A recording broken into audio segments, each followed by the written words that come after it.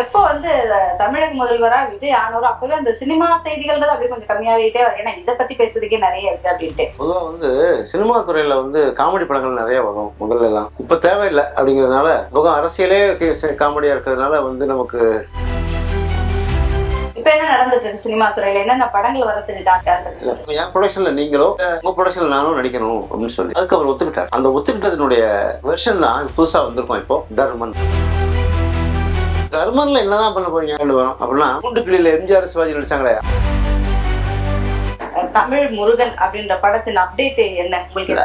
தனுஷும் வெற்றிமாறனும் சேர்ந்து உருவாக்குற படம் அந்த படம் தமிழ் முருகன். முருகனுக்கு என்னையா தமிழ் முன்னாடி வைக்கணும் அப்படின்னு ஒரு கேள்வி வருது நமக்கு. அந்த படத்துக்கு பேர் இப்படி வைக்கிறாங்க அப்படின்னா திருவிக்ரம்னு ஒரு படம் ஜூனியர் என்டிஆர் நடிக்கிறார். அவர் வந்து என்ன சொல்றாருன்னா அந்த கதையில வடநாட்டுல இருந்து முருகன் தோன்றி அவர் வந்து தென்னாட்டுல வந்து செட்டில் ஆயிட்டாரு. தனுஷ் இன்னொரு வேலை பண்றார், கொடி அறிமுகப்படுத்தார் ரசிகர்களுக்கான அவர்களை அங்கீகாரம் பண்ணுவதற்காக. அந்த கொடி எதை நோக்கி நகர்றதுன்னா இந்த கொடி வந்து ஏற்கனவே நம்ம பார்த்திருக்கோம். இந்த மாதிரி கொடியை அறிமுகப்படுத்தி தான் இன்னைக்கு முதலமைச்சராக வந்திருக்காரு விஜய். அது மாதிரி இவரும் ஏவிஎம்முக்கு எதிரில் அங்கே வந்து ஒரு 2000 பேருக்கு சாப்பாடு தராரு டெய்லி, தினசரி மதியானத்தில் சாப்பாடு போடுறாங்க. அது ஒரு பழக்கமாக ஆரம்பிச்சிருக்காங்க. முதலமைச்சராக இருக்கணும்னா பாய்ஸ் கார்னர்ல வீடு இருக்கணும் அப்படிங்கிற மாதிரி ஆயிடுச்சு. இப்போ அதனால தனுஷ் ஏற்கனவே வீடு அங்க பாய்ஸ் கார்னர்ல வாங்கியிருக்காரு. அடுத்த கட்டத்துக்கு யோசிக்கிறாரு. விஜய் அவர்களுமே வந்து ஜெயலலிதா அம்மையாருடைய வேத நிலையத்தை வாங்குவதற்கான அனைத்து ஏற்பாடுகளும் நடந்துட்டு இருக்கு.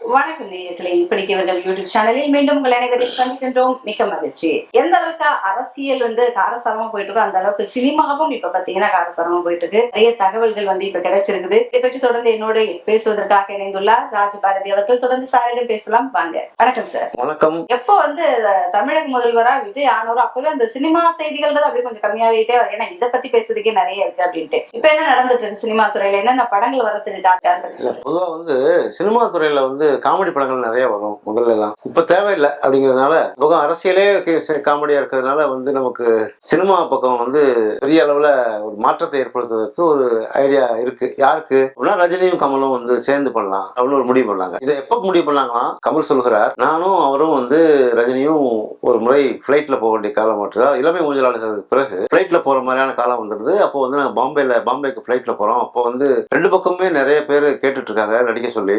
ரெண்டு பேரும் தொடர்ந்து நடிக்க வேணாம், ரெண்டு பேரும் ஈக்குவலா ஆயிட்டோம் நம்ம, அதனால தனித்தனியா நடிப்போம் அப்படின்னு முடிவெடுத்தோம். ஆனா முடிவெடுத்த பிறகு அப்ப நான் கேட்டேன் நானு அப்படின்னு சொல்றாரு கமல். சொல்றாரு நான் கேட்டேன் ரஜினிகிட்ட, ரஜினி நம்ம வந்து பின்னாடி காலத்துல அதாவது ஒரு காலகட்டத்துக்கு பிறகு என் ப்ரொடக்ஷன்ல நீங்களோ உங்க ப்ரொடக்ஷன்ல நானும் நடிக்கணும் அப்படின்னு சொல்லி அதுக்கு அவர் ஒத்துக்கிட்டார். அந்த ஒத்துக்கிட்டதனுடைய வெர்ஷன் தான் புதுசா வந்திருக்கும். இப்போ தர்மன் அப்படின்னு ஒரு படம் பண்றோம் அப்படின்னு சொல்லி முடிவு பண்றேன் அப்படின்னு அவர் வந்து ரிவீல் பண்ண சொல்றாரு. அன்னைக்கு பேசிக்கிட்டோம், அதனுடைய விரிவு தான் இன்னைக்கு இந்த எக்ஸ்டென்ஷன் தான் வந்து இது இப்படி வந்திருக்கு அப்படின்னு சொல்லிட்டு. சரி, தர்மன்ல என்னதான் பண்ண போறீங்க அப்படின்னா நீங்க நினைக்கிற மாதிரி இல்ல, சும்மா எப்பயும் ஹம்பக் தான், சும்மா காட்டி சும்மா சொன்னதான்.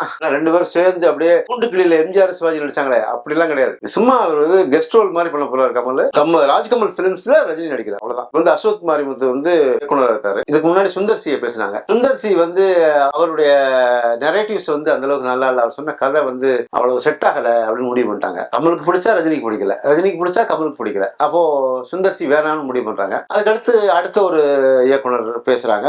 அது அந்த இயக்குனருக்குமே வந்து ஒரு கிட்டத்தட்ட முடிவுக்கு வந்த தருணம். அது கிட்டத்தட்ட பேசிட்டாங்க, ரைட் ஓகே அப்படி பண்ணிடலாம் அப்படிங்கும்போது அந்த கதை வந்து என்னன்னா ஒரு சயின்ஸ் ஃபிக்ஷன் மாதிரியான ஒரு கதை. அது வந்து அவ்வளவு தூரத்துக்கு செலவு பண்ண முடியுமா? அதுக்கான அவருடைய ஓப்பனிங்கே வந்து ஆப்கானிஸ்தான்லயும் ஆஸ்திரேலியாலையும் இப்படிதான் இருக்கு இந்த படம் முழுக்க. அதனால அந்த படத்தை பண்ண முடியாது, ஹெவி பட்ஜெட்டா இருக்கு, அது வேணுமா அப்படிங்கிறது மாதிரியும் இருக்கு. அதனால வேணாம் அப்படின்னு ஒரு முடிவு போறாங்க. கடைசியா வந்து அஸ்வத் மாரிமுத்து வந்து கதை சொல்றாரு. அப்போ வந்து ரஜினி கமல் கேட்கிறாரு, ரஜினி இப்போ வந்து ஒரு அஸ்வத் மாரிமுத்து வந்து ஒரு கதை சொல்லியிருக்காரு, என்னன்னு நான் தலையிட இல்லைங்க, நீங்களே முடிவு பண்ணுங்க, ஓகேன்னு சொன்னா உங்களுக்கு ஓகேன்னா எனக்கு ஓகே தான் அப்படின்னு சொன்னேன் அப்படின்னு சொல்றாரு ரஜினி. இப்போ வந்து அஸ்வத் மாரிமுத்து வந்து ஒரு கதை சொல்றாரு. அந்த கதை வந்து எப்படின்னா கமல்கிட்ட வந்து சொல்லும்போது இது ரஜினிக்கு ஏற்ற மாதிரி கதை இருக்கு, நிறைய இன்னும் கொஞ்சம் இளமையா காமிக்கிறோம் அந்த ரஜினியை. ஆனா சங்கர் எப்படி காமிச்சாரோ அது மாதிரி இன்னும் இளமையா காமிக்க போறோம் அப்படின்னு. இளமையா காமிக்கணும்னு சொன்னாலே குதூகலம் வந்துருந்தாங்க ரஜினிக்கு. ஏன்னா ஒரு சின்ன ஹீரோயினோட சின்ன வயசு ஹீரோயினோட நடிக்கலாம், அது மாதிரிலாம் இருக்கலாம். அவர் ஜெயிலர்ல கொஞ்சம் இரவுல நடிக்கல, அந்த மாதிரி வரல, கொஞ்சம் இளமையா இன்னும் இளமையா இறங்கி ஆடுவார்னு நினைக்கிறோம் அப்படிங்கிற மாதிரியான ஒரு கதை அமைப்பு இருக்குதுல. அதனால ரஜினி வந்து இதுல ஒரு இறங்கி செய்யறதுக்கு கமல் வந்து சப்போர்ட் பண்றாரு. சரி, அப்ப 2 பேரும் சேர்ந்து நடிக்கிறதா ஒரு புல்லா விட்டீங்களே, 2 பேரும் மொத்தமா நிக்கிற மாதிரி எல்லாம் பயங்கரமான ஒரு டீசர் எல்லாம் விட்டீங்களே, அது என்ன அது இருக்கு, ஆனா இதுக்கு அடுத்த படம் அப்படின்றாரு கமல். அப்போ இது மக்களை எப்படி வந்து ஒவ்வொரு காலகட்டத்திலையும் வந்து ரஜினி வந்து அவருடைய ட்ரிக் வச்சிருப்பாரு. படம் வெளியாகும் போதெல்லாம் வந்து இந்த அரசியல் வரேன், இந்த வரேன், இந்த வந்துட்டேன் போறேன் அப்படின்னு சொல்லி அந்த படத்துக்கு ஒரு ஹைப் ஏத்துவாங்க. அது மாதிரி ஒரு ஹைப் ஏத்துற விஷயம் தானே தவிர இது வந்து பெருசா ஒன்னும் பெரிய விஷயம் இல்லை இதுல. ஆனா ரஜினி கமல் இணைஞ்சிருக்கிறதுங்கிறது வந்து சும்மா வந்து வெளியே சொல்லிக்கிட்டதாலே தவிர ராஜ்கமல் பிலிம்ஸ்ல ரஜினி நடிக்கிறது ஒரு சாதாரண விஷயம் தான். ஒரு ப்ரொடக்ஷன் கம்பெனி அதுல ரஜினி நடிக்கிறார், அவ்வளவுதான். இதுல வந்து பெரிய இதுல ஒரு கமல்ஹாசன் ஏற்கனவே படம் பண்ணிருப்பாரு, நாசர் ஊர்வசி எல்லாம் வச்சுட்டு ஒரு படம், அவர் சொந்த படம். அதுல வந்து கடைசியில வந்து ஒரு சின்ன கெஸ்ட் ரோல் வருவாரு. ஒரு நாசர் தான் ஹீரோ மாதிரி இருப்பாரு, மூக்கு பெருசா இருக்கும், அது மாதிரி எல்லாம் வச்சுக்கிறாங்க, அவங்க கிண்டல் பண்ணுவாங்க. 4 பேர் ரேவதி ஊர்வசி எல்லாம் இருப்பாங்க, அது மாதிரி ரோஹிணி எல்லாம் இருப்பாங்க. அந்த மாதிரியான மகளிர் மட்டும் அந்த மாதிரியான ஒரு கதை தான் இது. அவர் ரஜினிக்கான முழு போக்கஸான ஒரு கதை இது. வந்து கமல் வந்து ஒரு கெஸ்ட் ரோல் மாதிரி வந்துட்டு ஹாய் டாட்டா சொல்ற மாதிரி தான் ஒரு கதை. அதனால நீங்க அப்படி ஒன்றும் ரொம்ப பெருசா ரஜினி கமல் இருக்காங்க அதனால ரொம்ப பெரிய அளவு படமா இருக்கும்லாம் யோசிக்காதீங்க, அதனால அந்த அளவுக்கு ஒன்றும் கிடையாது. ஆனா இது இப்படி ஏமாத்துறதுங்கிறது, ரசிகர்களை ஏமாற்றுறது வந்து புதுசு இல்லை, இது ஏற்கனவே பழகுற விஷயம் தான். நமக்கும் ஏமாத்துறாங்கன்னு தெரிஞ்சுக்கிட்டே ஏமாறுவோம், நான் ஓட்டு போட்டுருக்கோம்ல, அதனால பிரச்சனை கிடையாது. தமிழ் முருகன் ஒரு திரைப்படத்தை பத்தி நாங்க கேள்விப்பட்டு இருக்கோம். என்ன இது தமிழ் கடவுளான வேட்டை கடவுளான தமிழ் முருகன் அப்படின்ற படத்தின் அப்டேட் என்ன உங்களுக்கு? தனுஷும் வெற்றிமாறனும் சேர்ந்து உருவாக்குற படம் அந்த படம் தமிழ் முருகன். முருகனுக்கு என்னையா தமிழ் முன்னாடி வைக்கணும் அப்படின்னு ஒரு கேள்வி வருது நமக்கு, அப்படித்தானே?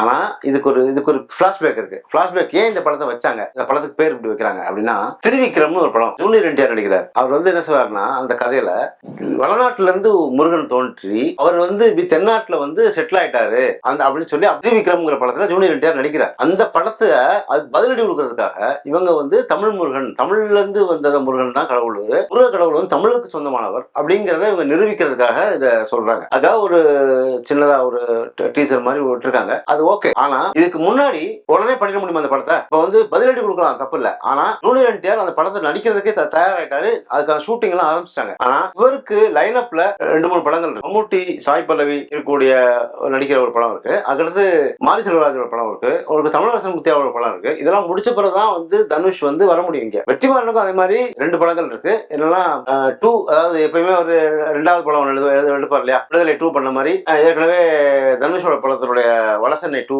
அது மாதிரி படங்கள்லாம் இருக்கு. அந்த படங்கள்லாம் முடிச்ச பிறகுதான் இதை பண்ண முடியும் அப்படிங்கிற மாதிரி கால்ஷீட் பிரச்சனையும் இருக்கு. ஆனா ஏன் உடனே செய்யணும் அப்படின்னா, அவங்க வந்து முருகனை வந்து அப்படி வந்து நமக்கு முன்னாடி போர்ட்ரேட் பண்றாங்க. முருகன் வந்து இந்த தமிழ்நாட்டுக்கு சொந்தமானவர் இல்ல, வடநாட்டுக்காரர் அவரு போர்ட்ரேட் பண்றாங்க. அதுக்கு நாங்க பதிலடி கொடுக்கணுங்கிறதுக்காக சும்மா வெறுமனே டீசர் மாதிரி விட்டுருக்காங்க, அவ்வளவுதான். இதை வந்து நம்ம பெருசா சீரியஸா எடுத்துக்கணும் அவசியம் இல்லை. ஆனா இதுக்கிடையில தனுஷ் இன்னொரு வேலை பண்றாரு, என்னன்னா கொடி அறிமுகப்படுத்துறாரு. அவரோட ரசிகர்களுக்கான அவர்களை அங்கீகாரம் பண்ணுவதற்காக ஒரு கொடி. அந்த கொடி எதை நோக்கி நகர்றதுன்னா, இந்த கொடி வந்து ஏற்கனவே நம்ம பார்த்திருக்கோம், இந்த மாதிரி கொடியை அறிமுகப்படுத்தி தான் இன்னைக்கு முதலமைச்சராக வந்திருக்காரு விஜய். அது மாதிரி இவரும் அடுத்த கட்ட நடவடிக்கைகள் இருக்காரு. இதுக்காக என்ன செய்யறாருன்னா, ரெகுலரா கடந்த ஒரு 6 மாசமா என்ன பண்றாருன்னா, ஏவிஎம்முக்கு எதிரில் ஒரு சென்னையில அங்க வந்து ஒரு 2000 பேருக்கு சாப்பாடு தராரு, டெய்லி தினசரி மதியானத்துல சாப்பாடு போடுறாங்க.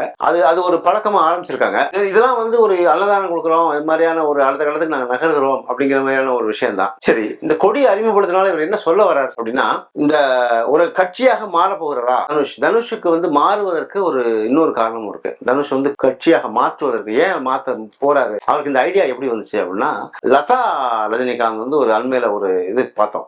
அது என்ன சொல்றாங்கன்னா, நாங்களும் ஒரு கட்சி ஆரம்பிக்கிறோம் மாதிரி. அது வந்து லதா ரஜினிகாந்தோடைய முழு சப்போர்ட் வந்து தனுஷுக்கு இருக்கு. ஏன்னா ரஜினிகாந்த் அவர்கள் ஐஸ்வர்யா இருக்காங்களே, சௌந்தர்யாவுடைய 2வது மகளுக்கு ஏற்கனவே 2வது திருமணம் பண்ணி அவங்க நல்லா இருக்காங்க. அதே போல ஐஸ்வர்யாவுக்கும் இன்னொரு கல்யாணம் பண்ணிடலாம் அப்படிங்கிற ஒரு ஐடியால ரஜினிகாந்த் இருக்காரு. இதுல இவங்களுக்கு உடன்பாடு இல்ல, லதா ரஜினிகாந்த் உடன்பாடு இல்ல. அப்போ அவங்க மறைமுகமா தனுஷை சப்போர்ட் பண்றாங்க. ஏன்னா இது இப்ப இன்னைக்கு நேரத்தில் நடக்கல. ஏன்னா எப்போ தனியா தான் இருக்காரு ரஜினிகாந்த் பண்ண வீட்டுல இருக்காரு, இவங்க எந்த வீட்டுல இருக்காங்க, ஆக தனித்தனியா தான் இருக்காங்க. ஒன்னா இருக்காங்க, பேருக்கு தான் இருக்காங்களே தவிர பெரிய அளவுல அவங்களுக்குள்ள ஒரு ஒற்றுமை இல்ல. இவர் ஐஸ்வர்யாவுக்கு சப்போர்ட் பண்றத லதா பிடிக்கல, அதனால தனுஷுக்கு ஆதரவாக அவங்க கிளம்புறாங்க இருக்காங்க. இன்னொன்னு, தனுஷ் வந்து இந்த கட்சி ஆரம்பிக்கிறதுடைய அடுத்த நோக்கம் என்னவாக இருக்க முடியும் அப்படின்னா, ஒரு நமக்கு தேவையான அளவுக்கு ரசிகர் பட்டாளம் இருக்கு. இப்போ வந்து இப்போ ஒரு 55வது படத்துல நடிச்சுக்கிட்டு இருக்காரு. மம்முட்டி, சாய் பல்லவி எல்லாம் வச்சு அந்த படம் போயிட்டு இருக்கு. அப்போ கிட்டத்தட்ட இனிமே அவங்களுடைய கரியரை வந்து க்ளோஸ் பண்ற வைண்ட் அப் பண்றதுக்கு முன்னாடி நம்ம ஒரு கட்சி தலைவராக மாறிடணும்னு நினைக்கிறார். இப்போ இதுக்கு வந்து இப்போ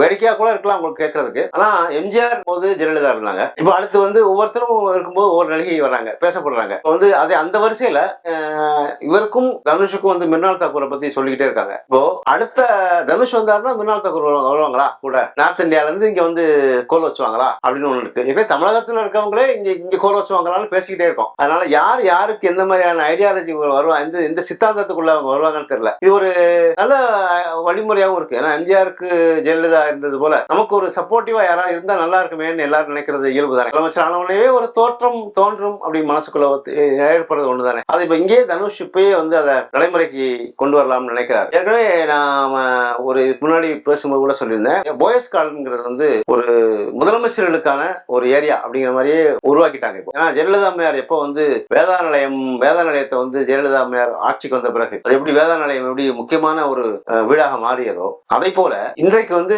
போயஸ் கார்டன்ங்கிறது வந்து அவசியமான ஒன்றாச்சு. முதலமைச்சராக இருக்கணும்னா போயஸ் கார்டன்ல வீடு இருக்கணும் அப்படிங்கிற மாதிரி ஆயிடுச்சு. இப்போ அதனால தனுஷ் ஏற்கனவே வீடு அங்க போயஸ் கார்டன்ல வாங்கியிருக்காரு. அது அதனுடைய வடிவமைப்புல தான் அடுத்த கட்டத்துக்கு யோசிக்கிறாரு. இதே போல ஏற்கனவே சொன்னது மாதிரி விஜய் அவர்களுமே வந்து ஜெயலலிதா அம்மையாருடைய வேதா நிலையத்தை வாங்குவதற்கான அனைத்து ஏற்பாடுகளும் நடந்துட்டு இருக்கு.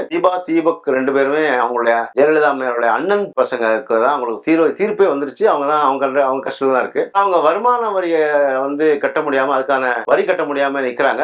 நீதிமன்றம் வந்து அவங்களுக்கு கட்ட சொல்லி வற்புறுத்தி இருக்கு.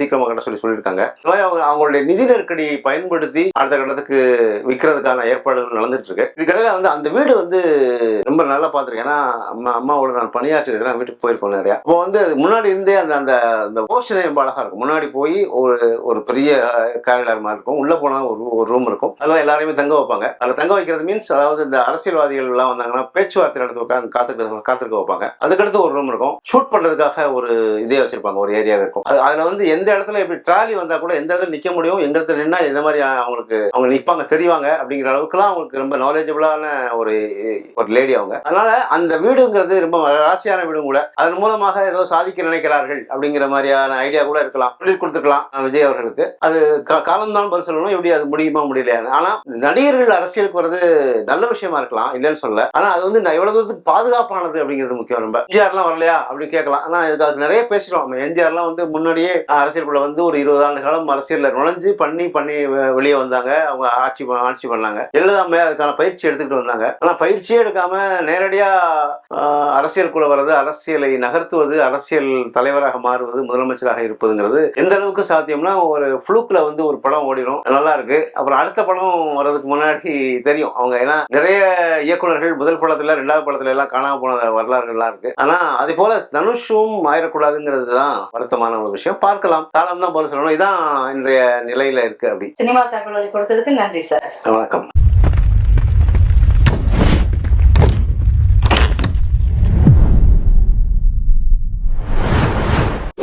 ஷேர் பண்ணுங்க, சப்ஸ்கிரைப் பண்ணுங்க, மறக்காம